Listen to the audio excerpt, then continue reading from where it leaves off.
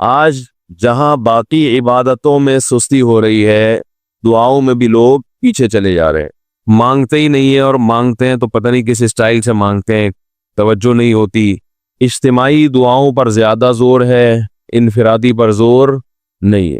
کہیں مجمع دعا مانگ رہا ہوتا تو ہاتھ اٹھا کے آمین آمین شروع کر دیں گے، بس ٹھیک ہے، وہ بھی جائز ہے، لیکن دعا میں جو اصل ہے وہ انفرادی ہے۔ دیکھیں، جب آپ کسی سے اپنی حاجت پوری کرنے کے لیے کچھ مانگنے کے لیے جاتے ہیں تو اکثر آپ کی کوشش ہوتی ہے کہ اس سے اکیلے میں ملو۔ اکثر کوشش کیا ہوتی ہے؟ سب کے سامنے نہیں، بلکہ آپ اس کو لیں گے، بھائی تھوڑی دیر کے لیے ذرا مفتی صاحب آپ سے کام ہے۔ ایسا ہی ہوتا ہے نا، ذرا چھاؤں میں آ جائیں تھوڑی دیر کے لیے۔ لوگ کہتے ہیں نا، مفتی صاحب کہہ رہے ہیں بھائی یہی پوچھ رہے کریں، ذرا سائڈ پہ آ جائے، تو سائڈ پہ جانے کے بعد پھر آپ کہتے ہیں یہ مسئلہ ہے، فلانا مسئلہ ہے، ڈمکانا مسئلہ ہے۔ تو سائڈ پہ لے جانے سے بعض دفعہ یہ بھی ہوتا ہے کہ سب کے سامنے آدمی اپنی بات نہیں لانا چاہ رہا ہوتا، اور بعض دفعہ یہ بھی ہوتا ہے کہ میں اپنی بات توجہ کے ساتھ سنا سکوں۔ تو دعا میں انسان، اللہ تو سب کی بات سنتا ہے، مجمع میں بھی اور تنہائی میں بھی، لیکن آپ دعا مانگنے میں جو آپ کی طبیعت لگے گی، توجہ سے مانگو گے، وہ تنہائی میں زیادہ شوق سے، زیادہ رغبت سے مانگ سکتے ہو۔ اجتماع میں ایسی رغبت اور ایسی شوق سے انسان دعا نہیں مانگ سکتا۔ وہ انفرادی دعائیں ہی ختم ہوتی جا رہی ہیں۔ قرآن مجید میں اللہ تعالیٰ نے رمضان کی جو آیتیں ہیں ان آیتوں کے بعد ذکر کیا، وَإِذَا سَأَلَكَ عِبَادِي عَنِّي فَإِنِّي قَرِيب، اے نبی ان سے کہہ دیجئے کہ جب یہ مجھ سے میرے بارے میں پوچھیں تو آپ ان کو بتا دیں کہ میں بہت قریب ہوں تمہارے۔ اجیب دعوت الداعی اذا دعان، جب کوئی پکارنے والا، دعا مانگنے والا مجھ سے دعا مانگے گا تو میں اس کی پکار کا جواب بولے بھائی پکار کا جواب دوں گا۔ پکار کا جواب دینے کا مطلب کیا ہوتا ہے؟ قبول کروں گا اس کی دعا۔ جواب کا یہ مطلب نہیں کہ اچھا میں نے سن لیا ہے، چلو ایک جواب تو یہ بھی ہوتا ہے نا، اچھا آپ چپ ہو جا، ہم کسی کو پکار رہے ہوں اگلا کہتا ہے اچھا بھائی ٹھیک ہے پتہ چل گیا، اب چپ کر کے بیٹھ جاؤ آرام سے۔ تو اللہ تعالیٰ جب جواب دیتے ہیں تو کیا مطلب ہوتا ہے کہ اللہ تعالیٰ وہ دعا قبول کر رہے ہیں۔ ہم دعا کثرت سے مانگتے کیوں نہیں ہے؟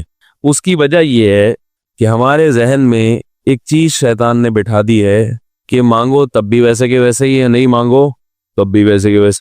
وہ فلاں آدمی تو نہیں مانگتا، وہ تو پھر بھی اس کی تنخواہ اچھی مل رہی ہے، اور میں تو کئی سالوں سے دعائیں مانگ رہا ہوں، اے اللہ میری تنخواہ ڈبل نہیں کر سکتا تو کم از کم 50% ہی بڑھا دے، تو میں تو وہی کا وہی ہوں، میری تنخواہ میں تو کوئی اضافہ ہو نہیں رہا۔ تو ہم تو دیکھتے ہیں کہ ادھر دعا مانگو کچھ بھی نہیں ہو، سوائے ثواب کے کچھ بھی نہیں ملتا۔ یہ وہ چیز ہے جو انسان کو دعاؤں سے روکتی ہے۔ حالانکہ ہم پیغمبروں کی زندگی دیکھتے ہیں تو بات بات پر دعائیں مانگتے تھے، بہت کثرت سے، بہت زیادہ۔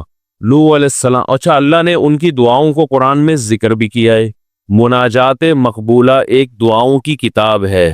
حضرت مولانا اشرف علی تھانوی رحمہ اللہ تعالی نے قرآن اور حدیث کی دعاؤں کو ایک چھوٹی سی کتاب میں جمع کر کے ایک ہفتے پہ ڈیوائیڈ کر دیا ہے اس کو، کہ آپ روزانہ ان میں سے ایک حصہ پڑھیں گے تو پورا ہفتے میں وہ تقریباً تمام دعائیں کور ہو جائیں گی جو قرآن و سنت میں بیان کی گئی ہیں۔ وہ کتاب ضرور خریدیں، رکھیں اپنے پاس، مناجات مقبولہ کے نام سے۔ تو ہم دعا کیوں نہیں مانگتے؟ مسئلہ ہمارے ساتھ یہ ہے کہ ہم کہتے ہیں کہ جو مانگتا ہے وہ بھی وہینچ کا وہینچ، اور جو نہیں مانگتا ہے وہ بھی کوئی سرخاب کے پر تو لگ نہیں جاتے کوئی مانگ رہا ہو تو۔ یہ وہ مسئلہ ہے جس کی وجہ سے لوگ دعائیں مانگنے میں بخل سے کام لیتے ہیں، جبکہ پیغمبر کثرت سے دعائیں مانگا کرتے تھے، بہت زیادہ۔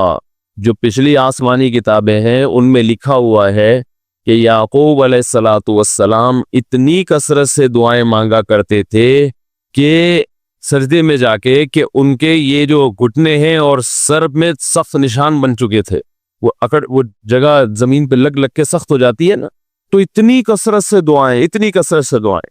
ہم نے جن بزرگوں کے ساتھ ٹوٹا پھوٹا وقت گزارا ان کو دیکھا کہ وہ دعا بہت لمبی لمبی دعائیں مانگا کرتے تھے، بہت لمبی۔ ہمارے شیخ کے سامنے جب کوئی آیا کرتا تھا دعا کے لیے کہتا تو ہاتھ اٹھائے بغیر ویسے ہی اس کو ایک دعا کا جملہ کہہ دیا کرتے تھے۔ کسی نے کہا کہ آپ ہاتھ اٹھا کے اس کے لیے دعا کیوں نہیں مانگتے؟ تو فرماتے تھے کہ جب میں ایک دفعہ ہاتھ اٹھا لیتا ہوں تو پھر اتنی آرام سے نیچے گراتا نہیں، کیونکہ پھر اللہ کے دربار میں اب ہاتھ اٹھا لیے تو پھر تو ایسا ان کا دل لگتا تھا، مانگتے چلے جاتے تھے، مانگتے چلے جاتے تھے۔ تو بات یہ ہے کہ جب یہ یقین پیدا ہو جائے کہ جس خالق نے ہمیں پیدا کیا ہے اور جس نے ہمیں مانگنے کا حکم دیا ہے، اس کے سامنے جب ہاتھ اٹھا کے گڑ گڑائیں گے تو وہ تھوڑا نہیں دے، وہ دعا لازمی قبول کرے گا، اور وہ لازمی ہماری مانگی ہوئی چیزیں ہمیں عطا کرے گا۔ یہ جذبہ اور یہ نیت جب انسان میں پیدا ہو جائے تو پھر اس کا دعاؤں میں دل لگتا ہے۔ کیسے نہیں لگے گا؟ آپ سوچیں کہ آپ کو کوئی بتا دے کہ یہ جو سیٹھ صاحب ہے بہت بڑے، آپ جا کے ان سے مانگو، یہ ٹائم نکال کے بیٹھے ہوئے ہیں، جتنا مانگو گے، جو مانگو گے یہ دیں گے۔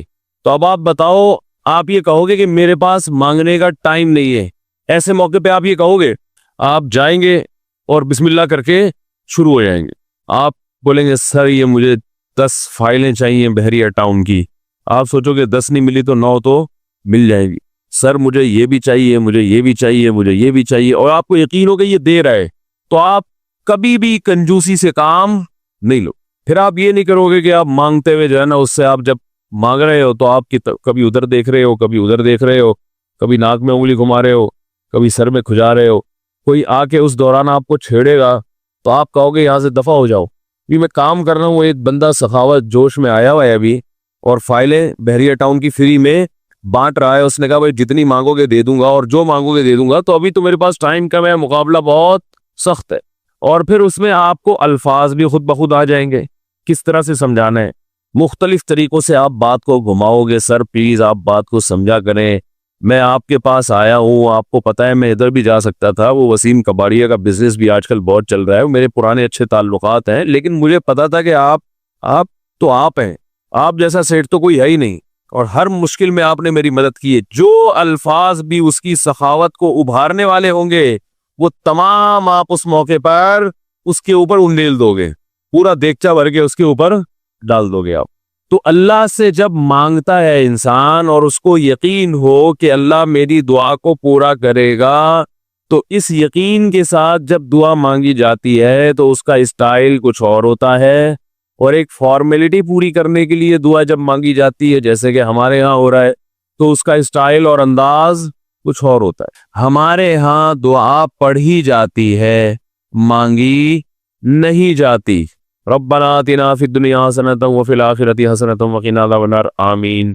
اور کہ ربنا ظلمنا انفسنا وان لم تغفر لنا وترحمنا لنکونن من الخاسرین، آمین۔ یہ دعا مانگی جا رہی ہے یا پڑھی جا رہی ہے؟ یہ تو پڑھی جا رہی ہے، آمین بھی پڑھا جا رہا ہے اس پہ۔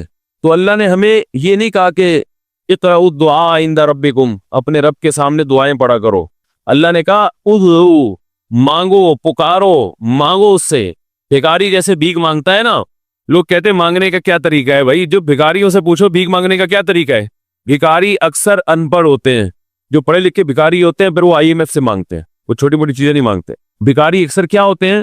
ان پڑھ، جن سے ہمارا صبح شام واسطہ پڑتا ہے۔ تو یہ کسی سے بھیک مانگنے کا طریقہ سیکھ کے آتے ہیں؟ بھائی کسی سے طریقہ سیکھ کے آتے ہیں کہ یار وہ ذرا فلاں بندے سے چندہ مانگنا، ذرا طریقہ بتانا؟ اگر کوئی بتائے گا بھی تو وہ کہے گا تو اپنے پاس رکھ، مجھے پتا ہے مجھے جیب اپنی کیسے بھرنی ہے۔ اس موقع پہ جو اس کی حالت دیکھ کے نا، وہ اپنا منہ بھی ٹیڑھا بیڑا کرے گا، کپڑے بھی پھٹے پرانے، اور بہت گھمائے گا بات کو، ایسے منہ بنائے گا جیسے دنیا میں اس سے زیادہ غریب اور محتاج کوئی ہے ہی نہیں۔ سحری پانی سے کیے میں نے، گھر میں بچے بھوک سے بلک رہے ہیں، ایسی کہانیاں سنائے گا، ایسی کہانیاں سنائے گا۔ تو یہی حال انسان کا ہے جب اسے پتا ہو کہ میرا رب جو مانگوں گا وہ دے گا مجھے، تو پھر اس کے بھیک مانگنے کا انداز اور جو دعا مانگنے کا اسٹائل ہے وہ خود بخود فطرت اسے سکھا دیتی ہے، خود بخود اس کے اندر الفاظ آنا شروع ہو جاتے ہیں کہ ایسے مانگنا چاہیے۔ لیکن پرابلم یہ ہے، مسئلہ یہ ہے کہ دل میں یہ بات بیٹھ چکی ہے کہ قبول نہیں ہو رہی۔ عجیب حدیث ہے، رسول اللہ صلی اللہ علیہ وسلم نے ارشاد فرمایا کہ اللہ بندے کی دعا قبول کرتے رہتے ہیں، وہ مانگتا رہتا ہے قبول ہوتی رہتی ہے، وہ مانگتا رہتا ہے قبول ہوتی رہتی ہے، یہاں تک کہ ایک وقت ایسا آتا ہے یہ بندہ یہ کہتا ہے کہ میں مانگ رہا ہوں قبول تو ہو نہیں رہی، تو جب یہ کہتا ہے تو اس وقت قبول کرنا بند کر دیتے ہیں اللہ تعالیٰ۔ اللہ کہتے ہیں کہ اگر تو یہ سمجھ رہا ہے کہ قبول نہیں ہو رہی تو اب نہیں ہوگی۔ اب عجیب بات ہے یا نہیں یہ حدیث؟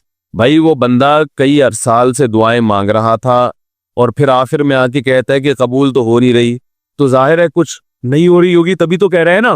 اس کو ایسا لگ رہا ہوگا کہ قبول نہیں ہو رہی، بھائی اس کو یہ لگ رہا ہوگا کہ نہیں، جو چیزیں مانگ رہا ہوں وہ تو مل نہیں رہی، تو تبھی تو وہ کہتا ہے کہ قبول نہیں ہو رہی۔ تو سوال پیدا ہوتا ہے پھر اللہ قبول کرنا بند کیوں کر دیتے ہیں؟ اللہ تعالیٰ جب دعائیں قبول کرتے ہیں تو اس کا انداز وہ نہیں ہوتا جیسے ایک عام انسان جب کسی کو بھیک دیتا ہے۔ ایک عام فقیر جب آپ کے پاس آئے گا، آپ سے بھیک مانگے گا، 100 روپے دے دو، 20 روپے دے دو، آپ اٹھا کے 100 نہیں تو 20، 10-20 تو پکڑا دیتے ہیں اس کو، تو وہ یہ سمجھتا ہے کہ میری دعا کیا ہو گئی؟ قبول۔ لیکن اللہ تعالیٰ اس طرح دعا نہیں قبول کرتے۔ اگر اللہ اس طرح سے دعائیں قبول کرنا شروع کر دیں تو پھر یہ معاملہ غیب کا نہیں رہے گا۔ ادھر آپ نے دعا مانگی، اے اللہ میرے کاروبار کو بڑھا دے، لیلۃ القدر میں رو کے دعا مانگی، اور صبح صادق کے وقت آپ کا فون آیا کہ آپ کا کنٹینر کسٹم والوں کے شر سے محفوظ ہو گیا ہے، سمجھ میں پاس ہو گیا وہ، اور آپ کی چیز ڈبل قیمت پہ بک گئی ہے۔ پھر آپ نے دعا مانگی، اے اللہ تیری رحمت اس وقت جوش میں آئی ہوئی ہے، تو ایسا کر میرا بچہ بھی پاس ہو جائے، اس کے نمبر اچھے آ جائیں۔ ادھر فون آیا کہ آپ کا بچہ پہلی پوزیشن سے کامیاب ہو گیا۔ پھر آپ نے کہا آج اللہ کی رحمت بہت جوش میں آئی ہوئی ہے، اے اللہ میری بیوی بھی ٹھیک ہو جائے، تو بیگم صاحبہ کا فوراً فون آ گیا کہ میں ٹھیک ہو گئی ہوں، ہے بھائی میں ٹھیک ہو گئے۔ اے اللہ ساس صاحبہ بہت دنوں سے آگے بیٹھی ہوئی ہیں، جانے کا نام نہیں لے رہی، فون آ گیا کہ میں چلی گئی ہوں۔ اس طرح سے اگر دعائیں قبول ہونا شروع ہو جائیں تو میرے بھائی پھر یہ سارے کافر، یہ سارے لبرل لوگ جو اللہ کو مانتے ہی نہیں ہیں، یہ دنیا کا ہر کام چھوڑ کے مصلی بچھا لیں گے اور دعاؤں کو فوکس کرنا شروع کر دیں گے۔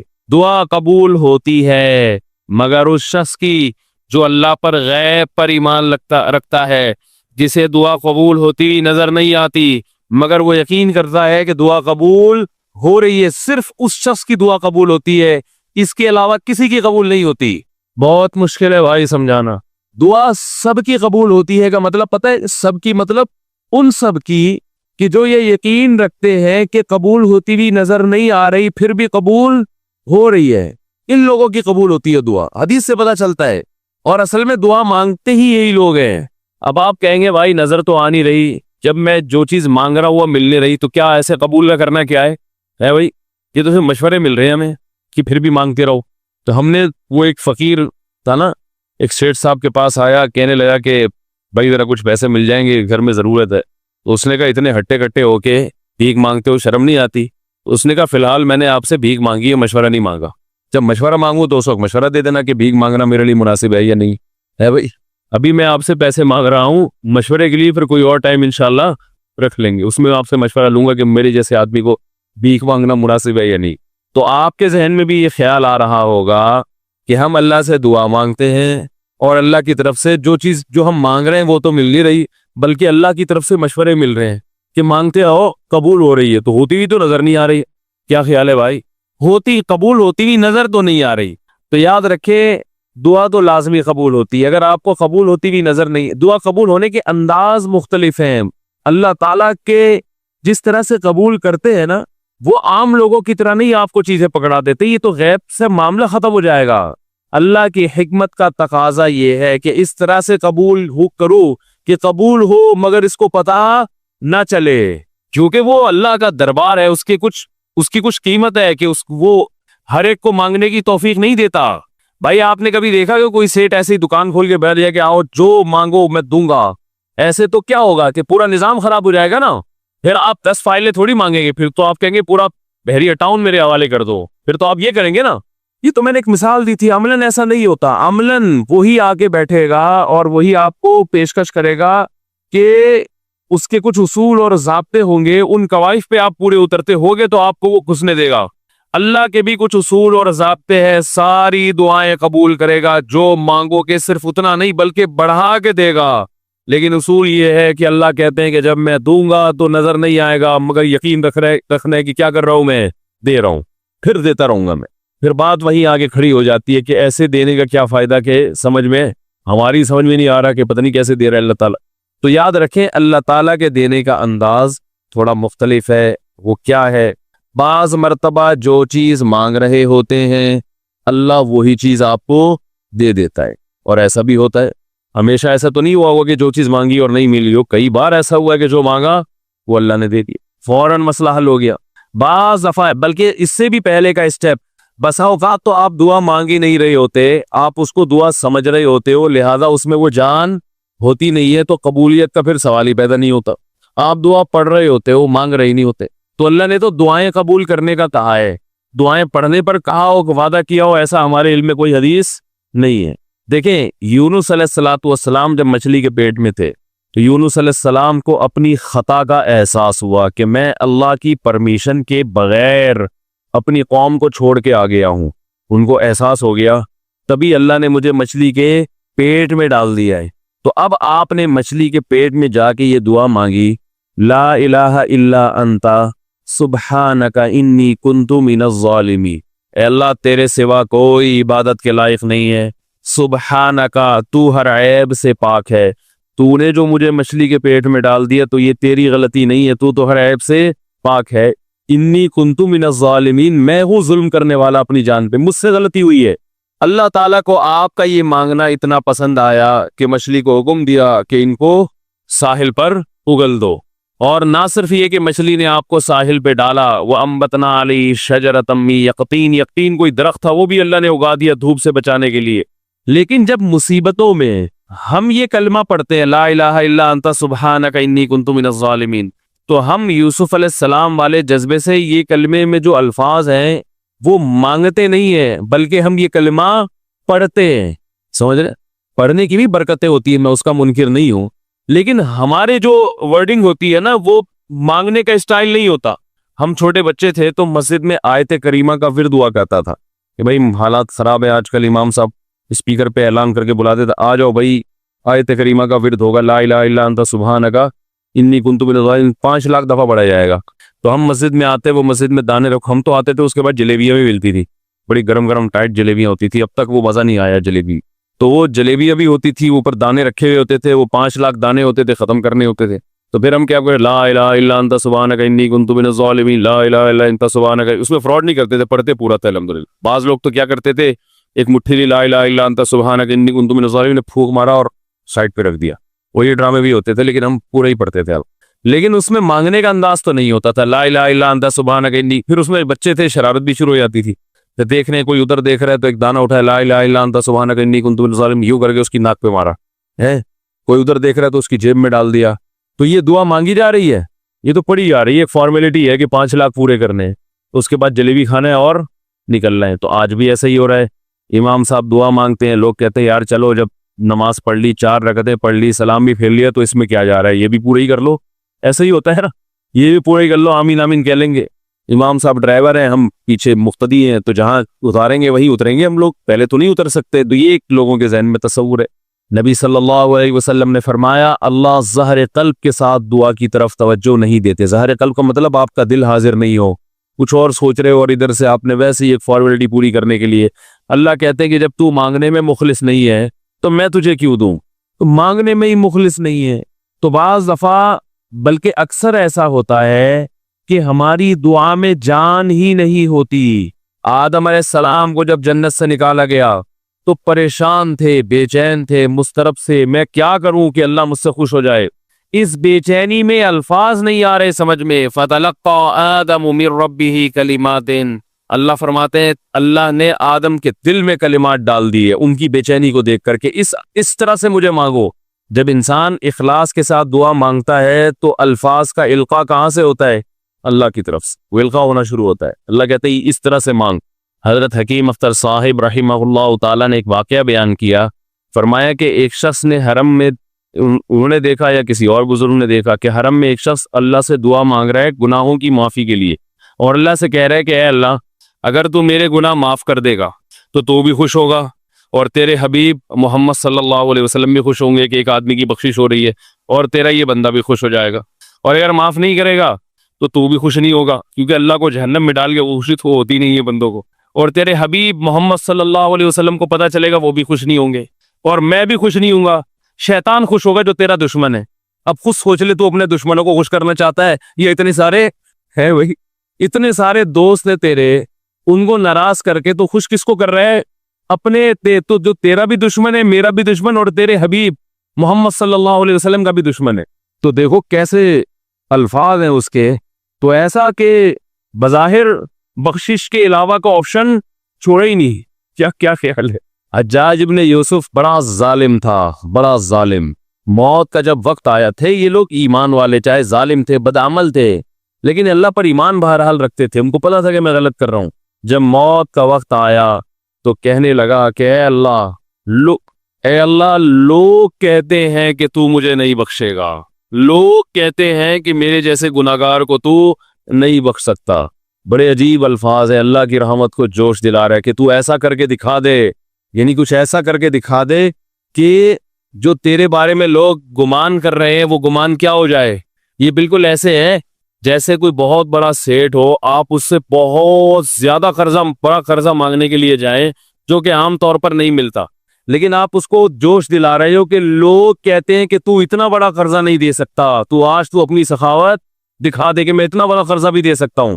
تو مرتے ہوئے کیا کہنے لگا کہ اللہ یہ پبلک کہہ رہی ہے کہ تو مجھے نہیں بخش سکتا، یعنی یہ تیری رحمت کو چیلنج کر رہی ہے کہ اتنے بڑے گناہگار کو نہیں بخشے گا اللہ، تو آج کیا کر لے تو یہ دکھا دے اپنی رحمت سے کہ میں اتنے بڑے گناہگار کو بھی معاف کر سکتا ہوں۔ اب پتہ نہیں اللہ نے معاف کیا نہیں کیا، وہ تو اللہ کا معاملہ اور حجاج بن یوسف کا معاملہ، لیکن علماء کہتے ہیں اس نے الفاظ بڑے ڈینجرس کہے ہیں مرتے وقت۔ ڈینجرس کا مطلب یعنی دوسرے معنی میں ایسے ہے کہ اس نے اللہ کی عرش کو ہلا دیا ہوگا۔ اللہ کو مانگنا اتنا پسند ہے۔ پہلی بات تو یہ ذہن میں رکھے کہ اس سے بڑی کوئی عبادت نہیں ہے دعا سے، اور دعا سے مشکل کوئی عبادت نہیں ہے۔ نماز پڑھنا آسان ہے، زکوٰۃ دینا آسان ہے، روزہ رکھنا بھی آسان، سب سے مشکل کام کیا ہے؟ دعا مانگنا۔ اسی وجہ سے ہم نے جن لوگوں کو دیکھا کہ وہ واقعی دیندار ہے، اللہ والے ہیں، ہم نے صرف انہی کو دعائیں مانگتے ہوئے دیکھا ہے۔ عام لوگوں کو ہم نے دعاؤں کو اتنا فوکس کرتے ہوئے نہیں دیکھا، وہ دوسری چیزوں کو زیادہ فوکس کرتے ہیں، دعاؤں پہ زیادہ زور نہیں ہوتا ان کا۔ وظیفوں پہ تو ہوگا صبح شام، یہ والا اتنی دفعہ، وہ والا اتنی دفعہ، وہ بھاگ گئی واپس آ جائے اس کے لیے اتنی دفعہ، وہ جا نہیں رہی اس کے لیے اتنی دفعہ، یہ وظیفوں پہ تو ہوگا زور۔